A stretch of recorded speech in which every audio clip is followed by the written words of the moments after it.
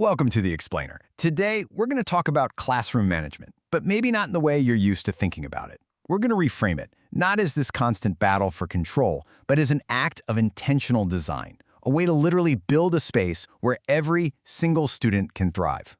But let's start with the feeling I think every educator knows deep down. It's that quiet, nagging anxiety.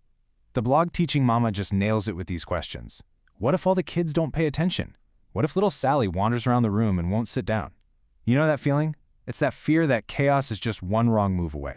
But what if the answer isn't about reacting to that chaos, but about designing a system that pretty much prevents it from happening in the first place? And that, right there, is the huge idea we're digging into today. Effective classroom management isn't really about discipline. It's about design.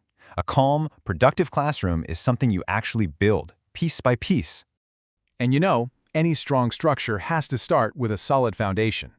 In the classroom, that foundation isn't the rules you post on the wall or the seating chart. Nope, it's the teacher's own internal confidence. So that brings us to this core idea of teacher confidence. A guide from SKS Kurukshetra defines it perfectly. This isn't about being arrogant or pretending you never have doubts. Not at all. It's a steady internal belief in your ability to do the job, to plan, to deliver, to manage, and to reflect. It's the bedrock you're standing on, and that stability is something your students can feel. So how is that confidence even communicated? Well, this quote from Ralph Waldo Emerson, highlighted by EL Education, gets right to the heart of it. When the eyes say one thing and the tongue another, a practiced man relies on the language of the first. Students feel your confidence or your uncertainty in your posture, in your tone, in your eyes. Your nonverbal presence is sending this incredibly powerful message of safety and control before you even say a single word. So how do we build up this internal foundation? It really starts with a few key mindset shifts, like the ones you see here. We have to move from panic to planning, focusing only on what we can actually control. We shift from chasing perfection to valuing progress, seeing our mistakes as just data, not disasters. And maybe most importantly, we train ourselves to move from a knee-jerk reaction to a thoughtful response, which models the exact self-control we want to see in our students.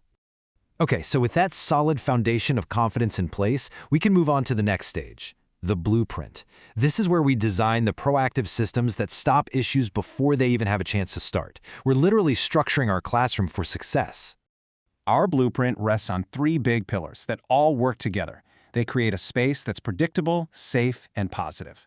They are the physical environment, consistent routines, and strong relationships. Let's start with the environment. Action for Children calls it the third teacher. And when you think about it, that makes so much sense. Your classroom layout can actually teach students how to behave. Just look here. A super simple design choice, like putting the loud collaborative block area far away from a quiet reading nook, promotes the right kind of behavior in each space, all without you having to say a single word.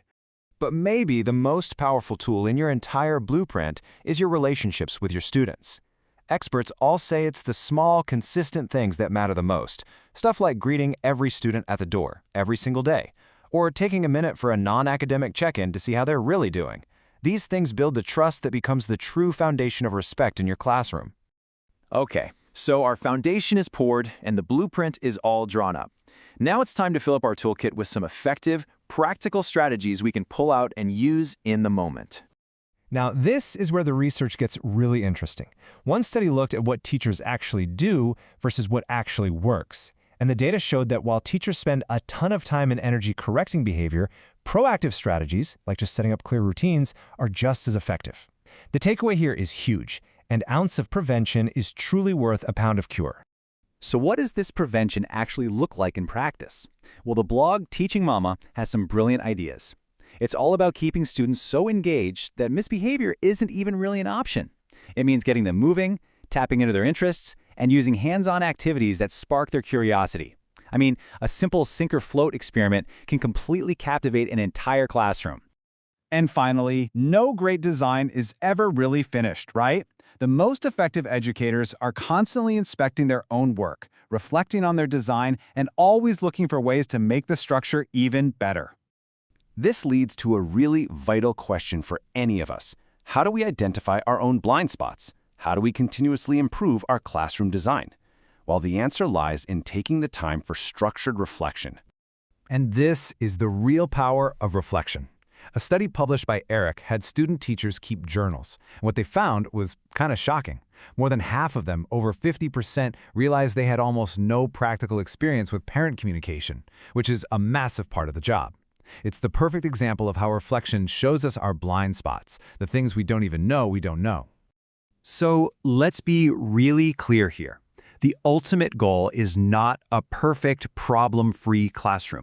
That's just an impossible standard. The real goal is to design and build a space that is made for learning, for growth, and for resilience, for both the students and for you. A classroom that isn't just managed, but is truly alive.